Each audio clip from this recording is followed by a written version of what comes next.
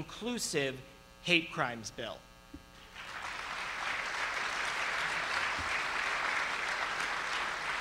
But it was not just the vote count.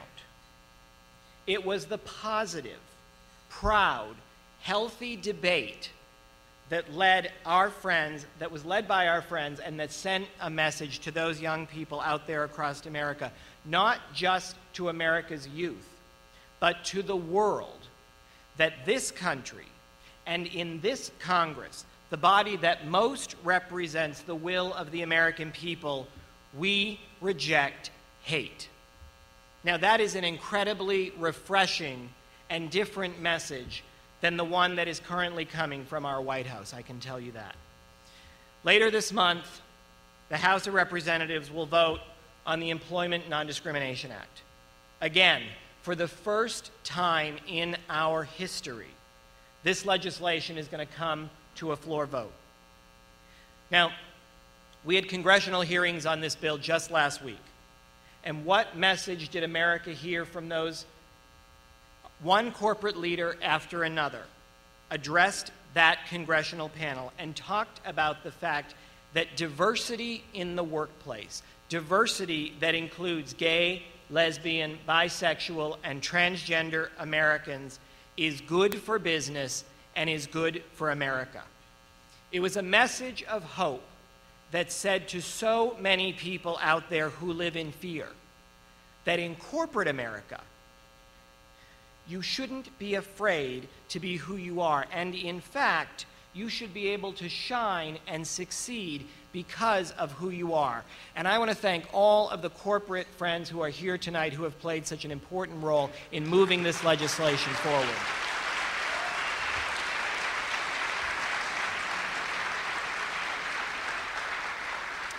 But I don't think anything sent as strong a message to those young people out there in America wondering what kind of country they might come out into than the presidential forum that was recently hosted by the Human Rights Campaign and Logo.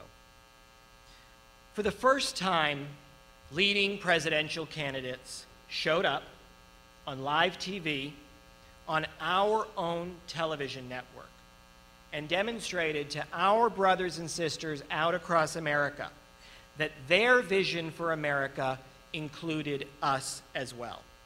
That the discriminatory policy of don't ask, don't tell has got to go. And that whatever legislation this president threatens to veto, they will sign and sign proudly. I received so many messages from young gay, lesbian, bisexual, and transgender Americans after that debate. And they all said the same thing: how powerful it made them feel, empowered as individuals and inspired by what the future of this country might hold for them. So if our work and our message continues to bring young people in this country from a place of fear to a point where they feel empowered, then we will have succeeded more than we ever dreamed in just the last few years. But I have got to tell you that no one, no person in our movement or within HRC's family has done more to give hope and inspiration to young people in our community than Judy Shepherd.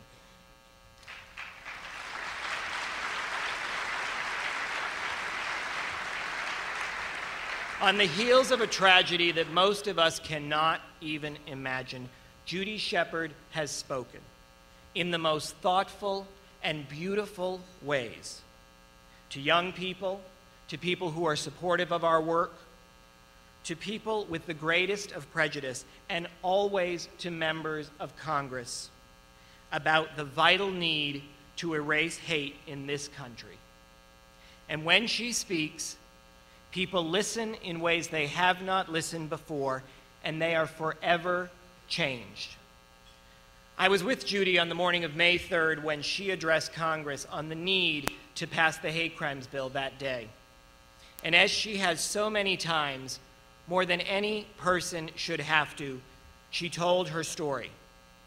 Then she looked them in the eye and simply told them to do the right thing. And they did. Please join me in welcoming my friend and our hero, Judy Shepard.